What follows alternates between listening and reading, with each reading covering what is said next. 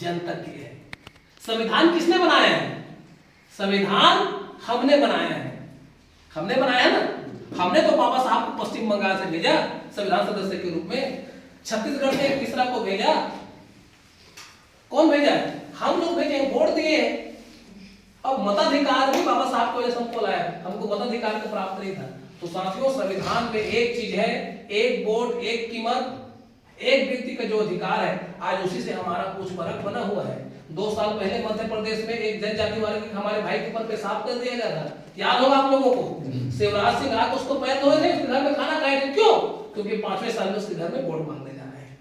वो कितना भी बड़ा व्यक्ति क्यों न रहे, वो चमचमाते एयर अपने हवाई जहाज से उतरेगा, एसी गाड़ी से उतरेगा और दे दे भैया दे दे, बोले एक बार जिता दे कि हमारे घर में वोट मांगने आए। और जिस दिन हम लोग सवाल देखिए, जवाबदेही हमारी है जनता की।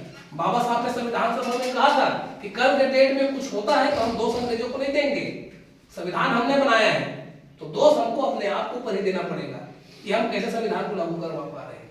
तो हमारी जिम्मेदारी है साथियों कि हमारे जो खास करके हम लोग बताए ना, हम लोग पॉलिटिकल इकाई हैं, तो राजनीतिक जो लोग संसद जा रहे हैं, जो लोग विधानसभा जा रहे हैं, बाबा साहब ने क्यों बार बार राजनीतिक आरक्षण मांगा था?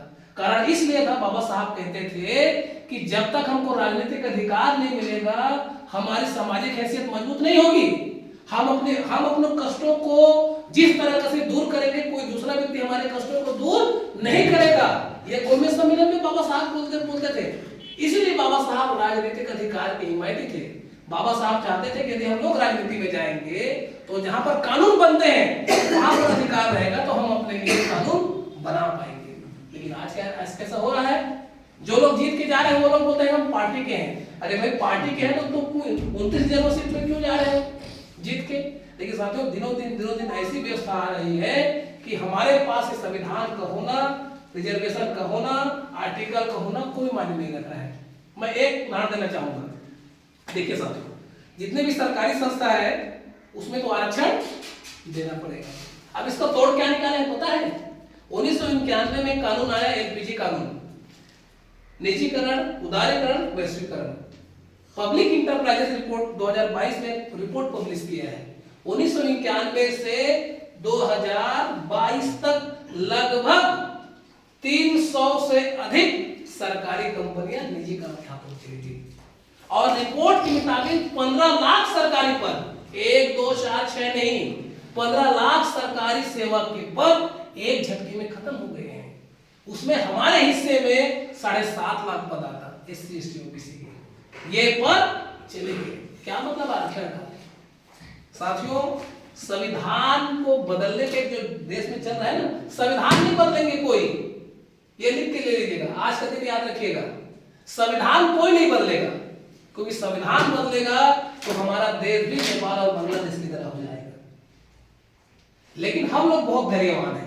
मैंने कहा ना कि आज तक लोकतंत्र के स्तर पर हम लोग सवाल नहीं खड़ा किए हैं। संविधान को बदलेंगे नहीं, संविधान को अंदर से कुतर के इसको निष्प्रभावी कर देंगे। मैंने कहा ना 16(4)A 33 साल से इस देश में लागू नहीं है, लेकिन संविधान में है 16(4)A। 16(4) कहता है कि पदोन्नति के पदों में परिणामी वरिष्ठता सहित SC ST OBC वर्गों को रिजर्वेशन देना पड़ेगा। SC ST को लिए है, OBC के लिए नहीं है। क्या आपको मिल रहा है? क्यों सर 6 साल हो गए नहीं मिल रहा है छत्तीसगढ़ में, 12 से सुप्रीम कोर्ट में चल रहा है, आज तक फैसला नहीं आया है। कई तो मामले भी तक चल ही रहे हैं। तो कहां गए 16(4)? कहां पर लागू होगा? सरकारी संस्था में। लेकिन 1991 से 2014 तक 33 बड़ी कंपनी और 2014 के बाद इधर लगभग 288 कंपनी सब बिक गई है। बैंकों में, सरकारी बैंक जो होते हैं उसमें वैकेंसी निकलती है, बाबू की, कैशियर की, सब में रिजर्वेशन होता है। आप लोग देखिए, लगभग 10 से 12 सरकारी बैंक दूसरे बैंक में मर्ज हो गए हैं। बैंकों की नौकरियां खत्म हो गई है। 15 लाख सरकारी पद चले गए। केवल SC ST OBC को नुकसान हुआ क्या? सामान्य वर्गों को भी नुकसान हुआ है।